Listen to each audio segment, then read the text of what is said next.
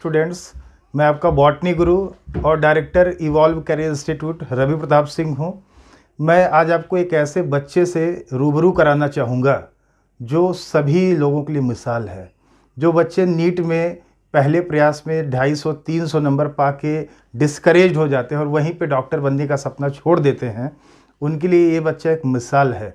अगर आप इसको देखेंगे, अभी आप इससे रूबरू होंगे, इसको देखने के बाद, सुनने के बाद आपके लिए पढ़ने के लिए एक मन में एक आग पैदा हो जाएगा, तूफान आ जाएगा। आप दिन रात पढ़ना स्टार्ट कर देंगे और आपका जो टारगेट होगा, आप अपने टारगेट को ज़रूर अचीव करेंगे। तो इस बच्चे का नाम है आदर्श मौर्य। ये बच्चा एक अपने आप में एक मिसाल है, ये सभी के लिए एक इंस्पिरेशन है। ये 13 किलोमीटर रोज़ साइकिल से 13 किलोमीटर चल के आता था मॉर्निंग में सुबह 6 बजे, और भरी दोपहरिया में ये साइकिल से ही वापस जाता था। और बहुत इसका फैमिली बहुत अच्छा, फैमिली बैकग्राउंड बहुत अच्छा नहीं था, तो ये बहुत स्ट्रगल किया। यूपी बोर्ड का बच्चा जिसको सिर्फ हिंदी में पढ़ता था, हर चीज़ हिंदी में पढ़ा था ये बच्चा।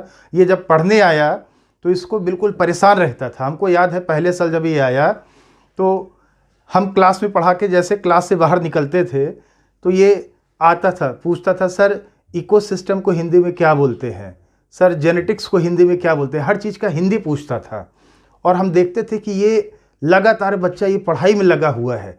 ब्रेक, जो क्लास के बीच में 10 मिनट का ब्रेक मिलता था, उसमें भी ये पढ़ता रहता था। हमको बहुत मतलब एक अंदर से फील होता था, इसके लिए बहुत मतलब अलग से फील होता था कि ये बच्चा इतना मेहनत कर रहा है लेकिन इसको इतना समस्या आ रहा है, इतना प्रॉब्लम आ रहा है। और जब वो पहली बार नीट का एग्ज़ाम दिया तो उसका 250 नंबर से भी कम आया, 250 से भी कम आया। लेकिन ये बच्चा हार नहीं माना, और आज बच्चा ये लखनऊ के बहुत ही प्रतिष्ठित कॉलेज में पढ़ रहा है, केजीएमयू में पढ़ रहा है, जो कि एक बहुत रिप्यूटेड इंस्टीट्यूट है, कॉलेज है। उसमें ये बच्चा आज एमबीबीएस कर रहा है।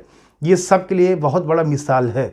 इसने 651 नंबर लाके, 651 मार्क्स लाके ये उस कॉलेज में दाखिला लिया, एडमिशन लिया। तो हम आपको रूबरू कराते हैं एक ऐसे बच्चे से जिसके इरादों का असर, जिसका आप देखिए इसके इरादों का असर, 250 से 650 का सफ़र। आदर्श मौर्य। नमस्कार, मेरा नाम आदर्श कुमार मौर्य है। मैं वाराणसी जिले के पंडितपुर गांव का निवासी हूं। मैं आपको इस वीडियो में अपनी नीट की तैयारी की जर्नी को आपसे शेयर करना चाहता हूं। मैंने अपनी 10वीं और 12वीं की स्कूलिंग गांव में ही स्थित एक स्कूल आदर्श इंटरमीडिएट कॉलेज पंडितपुर वाराणसी से की है। जब मैं 12 पास किया तो मैं ना कोई फाउंडेशन किया था, मैंने ना कोई तैयारी किया था, और मैंने आफ्टर 12 पास फर्स्ट बार मैंने नीट का फॉर्म डाले थे, और साथ ही में मैं BHU BSc बायो और BHU BSc AG के भी फॉर्म मैंने डाला था। क्योंकि मुझे लगता था कि अगर मेरा किसी में भी अगर हो जाएगा, मतलब BHU बायो में या फिर AG से मैं किसी में भी, तो मैं BSc कुछ भी कर सकता था।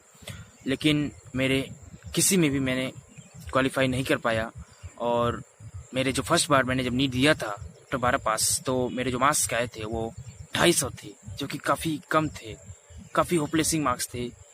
मेरे पास तैयारी के लिए क्या हुआ और कोई रास्ता नहीं बचा था। सो मैंने तैयारी करने का फैसला किया। इसके लिए मैं दुर्गा कुंड गया, जो कि मेरे घर से 13 किलोमीटर की दूरी पर पड़ता है। मैंने तैयारी शुरू कर दी। मैं घर से ही तैयारी किया। मैं घर से 13 किलोमीटर दूर साइकिल से ही तय करता था। मैं 4 बजे भोर में उठ जाता था। मैं आज भी उठ जाता हूँ, और 6 बजे यहाँ से चलता था, 7 बजे वहाँ कोचिंग होता था। मैं 1 घंटा साइकिल चला के जाता था। मैं वहाँ पर कोचिंग करता था, 12:30 बजे वहाँ से छूटता था।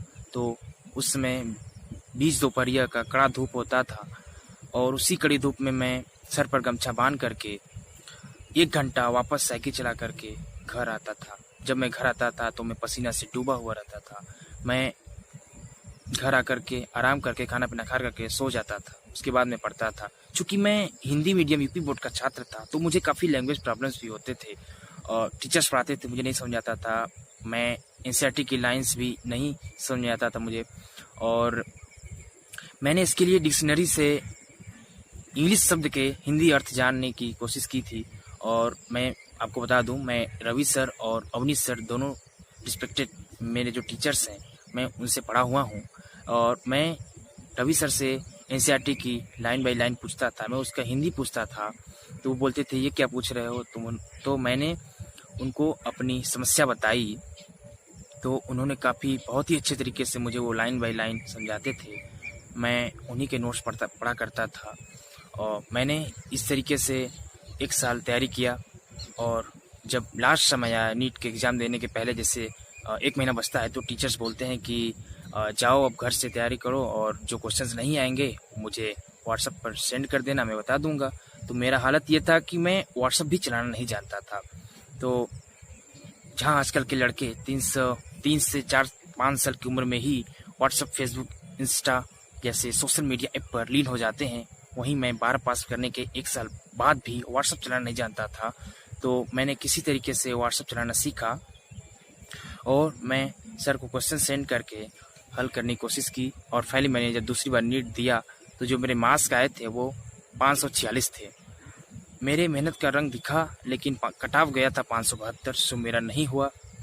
मैं काफ़ी दुखी हो गया।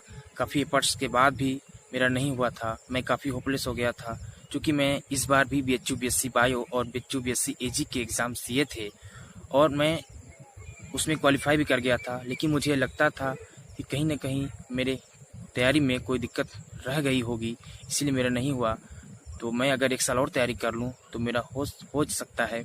तो मैं इसी विश्वास को लेकर के मैंने अपने जीवन के 1 और साल तैयारी में झोंक दिए। मैं वापस रुआकुंड तैयारी करने चला गया। जब मैं इस बार तैयारी करने गया तो मुझे अंदर से काफ़ी अच्छा लग रहा था। मुझे चीज़ें आ रही थी, मेरा आत्मविश्वास बढ़ा हुआ था, मुझे लैंग्वेज प्रॉब्लम्स भी बहुत कम होते थे। सो मेरे काफ़ी अच्छे मार्क्स भी आने लगे। मैं बता दूं आपको कि मैंने रवि सर के सिर्फ नोट्स को पढ़ करके बॉटनी में मैं कईयों बार 180 में 180 लाने लगा। मैं जैसे आपको बता दूं कि जैसे कल एग्ज़ाम होना था तो मैं आज रात भर पढ़ता था, मैं 1 मिनट भी नहीं सोता था। उसके इस मेहनत के रिजल्ट्स भी मुझे अगले दिन एग्ज़ाम्स में दिखते थे। इस तरह से मैं काफ़ी अच्छा करने लगा था, मेरे एक्सपेक्टेशंस भी बढ़ गए थे। इसी बीच लॉकडाउन लग गया। लॉकडाउन में मैंने काफ़ी पूरी ईमानदारिता के साथ मैं ऑनलाइन पूरी पेपर दिया करता था। और फाइनली जब 13 सितंबर को नीट की डेट आ गई, क्योंकि मैं आपको बता दूं मैं इस बार भी बीएचयू बीएससी बायो और बीएचयू बीएससी एजी के एग्ज़ाम्स दिए, क्योंकि मुझे कहीं ना कहीं ये लगता था कि मुझे अल्टरनेट में कुछ ना कुछ तो रखना चाहिए। लेकिन मैं आपको बता दूं 13 सितंबर को नीट का एग्ज़ाम्स था और जो बीएचयू बीएससी बायो की जो डेट आई वो 9 सितंबर को और बीएचयू बीएससी एजी की जो डेट आई वो 11 सितंबर को, जो मेरे लिए काफ़ी कठिन हो गया, क्योंकि मैं 13 सितंबर नीट की तैयारी पर फोकस कर रहा था। इसी बीच 2 पेपर्स जस्ट 4 दिन और 2 दिन के अंतराल में आ गए, तो मुझे लगा कि मैं इसको छोड़ दूं। लेकिन मैं सोचा कि मुझे ये देना चाहिए, क्योंकि नीट ऑफलाइन होना था और मैं काफ़ी दिनों से लॉकडाउन में ऑनलाइन ही पेपर दे रहा था। तो मैं सोचा कि मैं इसको ऑफलाइन दे दूंगा तो मुझे अभ्यास भी हो जाएगा ऑफलाइन पेपर देने का। सो मैं काफ़ी कठिनतापूर्वक 3 घंटा निकाल करके पेपर दिए और फाइनली मैंने 13 सितंबर को नीट का भी एग्ज़ाम्स दिया। जब रिजल्ट्स आए तो रिजल्ट्स काफ़ी चौंकाने वाले थे। मैं आपको बता दूं जिस एग्ज़ाम्स को मैं आफ्टर 12 पास क्वालिफाई भी नहीं कर पाया था, उस एग्ज़ाम्स में मैंने जो बीएचयू बीएससी बायो थे उसमें मेरी 2nd रैंक्स आई थी और बीएचयू बीएससी एजी में मेरी 7वीं रैंक आई थी। और फाइनली जब नीट्स के रिजल्ट्स आए तो उसमें मेरे 651 मार्क्स थे। सो फाइनली मैंने अपना गोल अचीव कर लिया और मैं इस समय लखनऊ स्थित किंग्स जॉर्ज मेडिकल यूनिवर्सिटी में फर्स्ट ईयर एमबीबीएस का स्टूडेंट्स हूँ। मैं काफ़ी खुश हूँ, मेरे घर परिवार वाले काफ़ी खुश हैं। मैं ये वीडियो खास करके ऐसे स्टूडेंट्स के लिए बनाया हूँ जिनके हालात मेरे जैसे हैं, जिनके बैकग्राउंड्स मेरे जैसे हैं, जो हार चुके हैं, जो होपलेस हो चुके हैं, जो ये मान चुके हैं कि मेरा नीट में नहीं हो सकता है। तो मैं उनको ये विश्वास दिलाना चाहता हूँ, आप नीट जैसे हजारों एग्जाम निकाल सकते हैं, आप इंडिया की कोई भी एग्जाम निकाल सकते हैं। सिर्फ जरूरत है तो आपको उस जुनून की, उस मेहनत की, उस धैर्य की, उस साहस की आप जुट जाइए। आप उस मेहनत के साथ जुट जाइए, आप जरूर सफल होंगे। लास्ट में मैं आपको एक टिप्स भी देना चाहूँगा कि आप नीट की तैयारी कर रहे हैं तो आप कदापि डीप पढ़ने की कोशिश मत कीजिए। आप कम पढ़िए, लेकिन आप be focused on the questions practice. आप जी जान से जितना भी चाहते हैं, जितना भी मेहनत लगाना चाहते हैं, आप क्वेश्चंस प्रैक्टिस से मेहनत लगाइए and be focused on the NCERT. आप एनसीईआरटी पे फोकस रहिए। आपको बता दें, इस फॉर्मूले के साथ आप नीट जैसे हजारों एग्जाम्स निकाल सकते हैं। आप उठिए, जागिए और आगे बढ़िए। आप जरूर सफल होंगे। और इसी विश्वास के साथ मैं इस वीडियो को विराम देना चाहता हूँ। सो धन्यवाद।